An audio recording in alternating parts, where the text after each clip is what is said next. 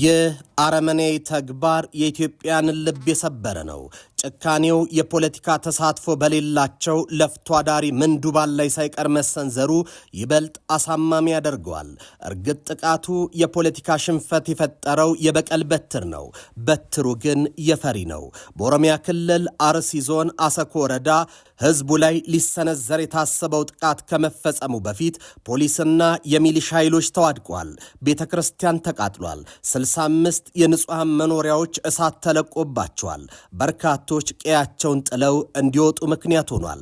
የአጥፊዎች ጥፋት በላቅ የሚያስኮንነው ለፍቶ አዳሪን ለከሰረ ፖለቲካቸው ማዳበሪያ ማድረግ ፍላጎታቸው ሲጤን ነው። ይህ አረመኔይነት ነው። ይህ ሽንፈት የወለደው የፈሪ የበቀል በትር ነው። የአርሲው ጥቃት ባለቤት አለው። ጥቃቱ ዘፈቀደ ያልነበረም። የጥቃቱ አባወራዎች ህዝብን አሻጋሪ ሐሳብ የላቸውም። ነገር ግን በንጹሐን ሰቆቃ በለፍቶ አዳሪዎች ሞት የተሰላ የጥፋት ፕሮጀክት ወላጆች መሆናቸውን ደጋግሞ አሳይተዋል። የጊዜ ስሌት ታይም ስኬጁልና ለጥቃት የመረጡት አካል ስሌት ውስጥ ሲገባ በሐሳብ የፖለቲካ መድረክ መሸነፍ የፈጠረው ቁጭት ያዋለደው የጥፋት በትር መሆኑን ያሳያል። እኛ አካላት በኢትዮጵያ ወሳኝ የሽግግር መስፈንጠሪያ ነጥቦች ላይ ንጹሐን ላይ የሚሰነዝሩት ጥቃት የጥፋት ስትራቴጂ ስልታቸው ነው። የሰሜኑ ጦርነት ከመጀመሩ አስቀድሞ በወለጋ ንጹሐን ላይ ተመሳሳይ ጥቃትን ፈጽመዋል። የህዳሴ ግድብ ላይ በፕሮጀክት ሥራ ላይ ከሞቱ ይልቅ የፕሮጀክቱን ሥራ ለማደናቀፍ በመንገድ ላይ በ10 ሺዎች ንጹሐን እንዲገደሉ ሆኗል። የአሁኑ የንጹሐን ጭፍጨፋ ኢትዮጵያ 7ኛውን ዙር ሀገራዊ ምርጫ ለማካሄድ ዋዜማ ላይ ሳለች የተፈጸመ መሆኑ ነው። እኚህ የጥፋት ኃይሎች አስቀድመው ምርጫው እንዳይካሄድ ያልፈነቀሉት ድንጋይ አልነበረም። ቀውስን በቀይ ምንጣፍ የመጣራት የሆነው የሽግግር መንግስት በኢትዮጵያ ካልተመሰረተ ብለው ያልተንጠላጠሉት የአጀንዳ አፋፍም አልነበረም።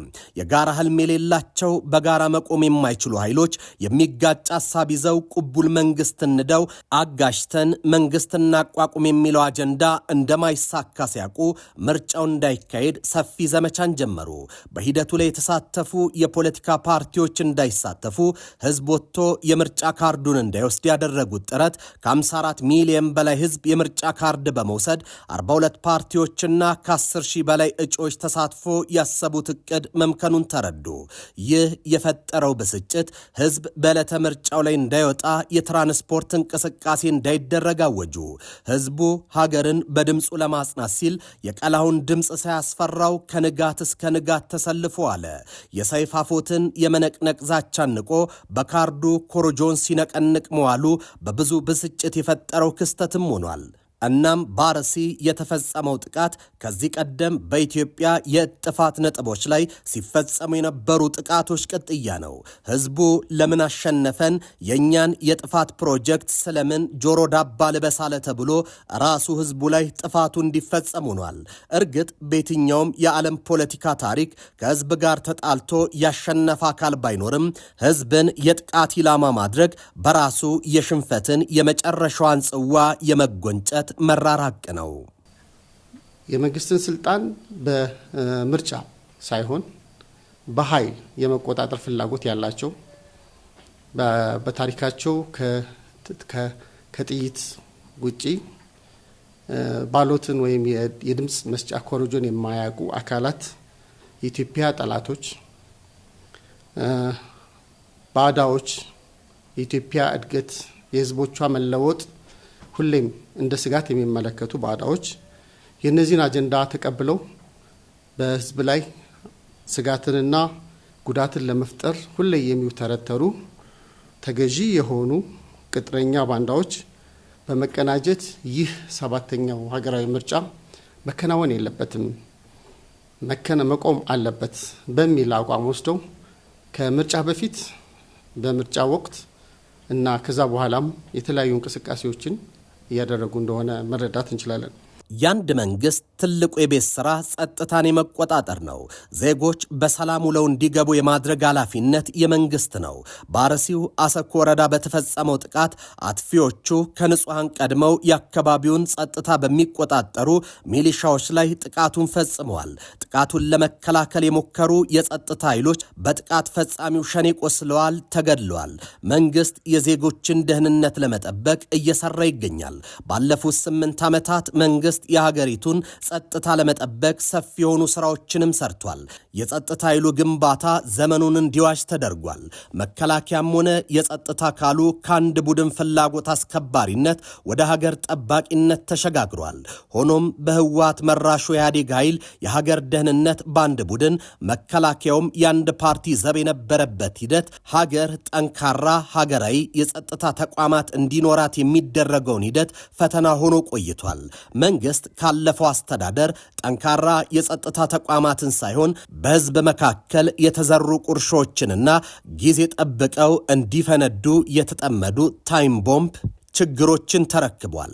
በመሆኑም ይህ ከካይሮ አስመራን ተሻግሮ እስከ አፍንጫችን ድረስ የተዘረጋው የጥፋት ድር በሀገር ውስጥ ጉዳይ ገዳዮቻቸው በኩል እንዲፈጸምም ሆኗል። መንግስት የጀመረው ጠንካራ ተቋማት ግንባታ በቀጣይ መሰል አደጋዎችን በአስተማማኝ ሁኔታ አስቀድሞ መመከት የሚያስችለው ነው። ከዚህ ባሻገር የጥቃት ዓላማ ባለቤትም አለው።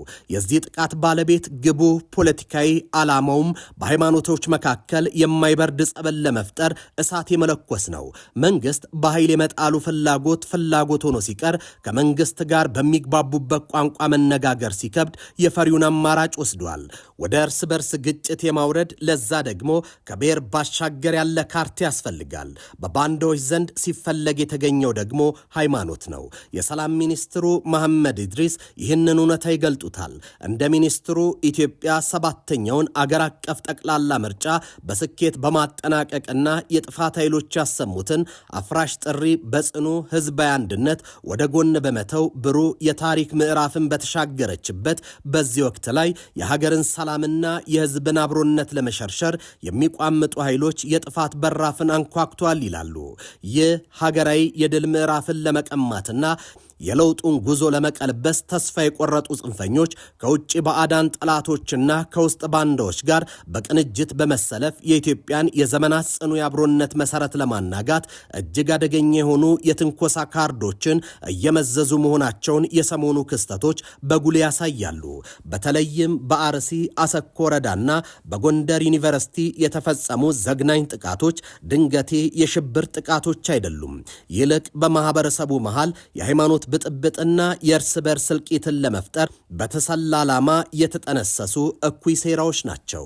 የእነዚህ የተቀናጁ የጥፋት ኃይሎች ዋነኛ ግብ የንጹሐንን ደም በማፍሰስና የእምነት ተቋማትን ኢላማ በማድረግ ሀገር አቀፍ የትርምስ ማዕበልን መቀስቀስ ቢሆንም በህዝቡ የዳበረ አስተዋይነትና በጸጥታ አካላት ወደር የለሽ የጀግንነት መስዋዕትነት ይህ አደገኛ የሃይማኖት ጦርነትን የመለኮስ እቅዳቸው ሙሉ ለሙሉ ሊከሽፍ ችሏል።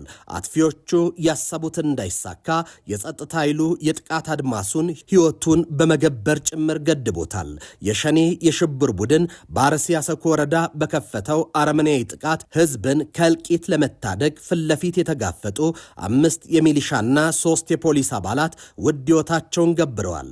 ምንም እንኳ በእነዚህ ጀግኖች የህይወት ዋጋ የከፋ ሀገራዊ እልቂትን መታደግ ቢቻልም በቡድኑ አረመኔያዊ ድርጊት ንጹሐን ዜጎች በግፍ ተገድለዋል።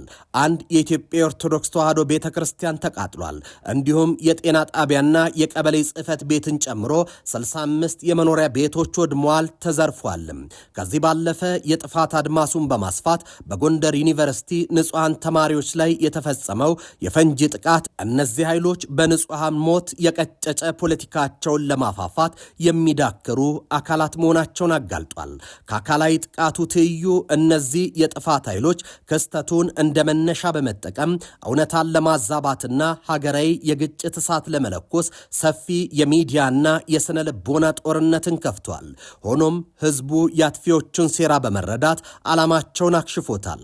በተለይም የእምነት ተቋማት በማናቸውም መመዘኛ የፖለቲካ አጀንዳ ማስፈጸሚያ ሊሆኑ አይገባም የሚለው ጽኑ የህዝብና የመንግስት አቋም የጥቃቱን የዓላማ አድማስ እንዳይሳካ አድርጓል። በመሆኑም ይላሉ የሰላም ሚኒስትሩ መላው የኢትዮጵያ ህዝብ ይህንን የባዕዳንና የባንዳዎች የተቀናጀ የሚዲያ ማወናበድና የስነ ልቦና ጦርነት በንቃት በመመከት የዘመናትን የአብሮነት የመቻቻልና የአንድነት እሴቱን እንዳይኑ ብሌኑ ጠብቆ እንዲቀጥልና ለሀገሩ ዘላቂ ሰላም ግንባር ቀደም ዘብ መሆኑ ዛሬም በዚህ አሳዛኝ ክስተት መሃል ሁሉ ማረጋገጥ ችሏል። እያረጋገጠም መቀጠል አለበት። ሰዎች ተበድለው አጥፍተው እንኳ ቤተክርስቲያንና የሃይማኖት ተቋማት ይጠለያሉ እንጂ ቤተክርስቲያንና የሃይማኖት ተቋማት የጥቃት ማዕከል መሆን ታሪካችንም እሴታችንም አያገልጸንም። ይህ አሳዛኝ ድርጊት መወገዝ እንዳለበትና መንግስትም በጽኑ ያወገዘው እንደሆነ የገለጽም ግን ጉዳዩ ላይ ፋክቶችን ለማዛባትና የተለየ ቅርጽ ለመስጠት የተካሄደውን ሁኔታ ግን በጣም በጽኑ እናወግዛለን። እንደ ሰላም ሚኒስተር ማለት ነው። ጉዳዩ በልኩ መታየት አለበት የሚል ጽኑ እምነት አለን። አዎ ጥቃት ተፈጽሟል። አሳዛኝ ጥቃት መደረግ የሌለበት። አዎ እነዚህ ንጹሃን አማኞች መጎዳት የለባቸውም። አዎ የእምነት ተቋማት በክብር ልናከብራቸው እንጂ ልንጎዳቸው አይገባም። እነዚህን ተቋማት የመጠበቅ ኃላፊነት እንዳለብንም በጽኑ እናውቃለን። እንዲህ አይነት ኢንሲደንቶች በሚፈጠሩበት ሰዓት ሆነኝ ብለው ህብረተሰብን አብሮነት ለማፍረስ አብሮነትን ወደ ግጭት ለመውሰድ በሚደረጉ ጉዳዮች የሚመጡ ጥቃቶችን ግን በልኩ ማየት ያስፈልጋል። እንደ ሚኒስትሩ ኢትዮጵያ 7ኛውን ጠቅላላ ምርጫ በስኬት በማጠናቀቅ ህልውናን በአስተማማኝ መሰረት ላይ ማቆሟን ያስረግጣል ብለዋል። ነገር ግን የጥፋት ኃይሎች ምርጫውን ለማደናቀፍ የነዙት ህዝብ ወጥቶ እንዳይመርጥና ያስተላለፉት ጥሪ ህዝቡ ውድቅ በማድረግ ጽንፈኝነትንና ስርዓት አልበኝነትን መጸየፉን በተግባር ያሳየበትን ታሪካዊ ስኬት አጉልቶ ያሳያል። ይሁን እንጂ ይህንን ህዝባዊ ድል ለመቀልበስ ያሰፈሰፉ ጸረ ሰላም ኃይሎች አካላዊና ስነ ልቦናዊ ጦርነቶችን በማቀናጀት የጥፋት አድማሳቸውን አጠናክረው ቀጥለዋል ብለዋል።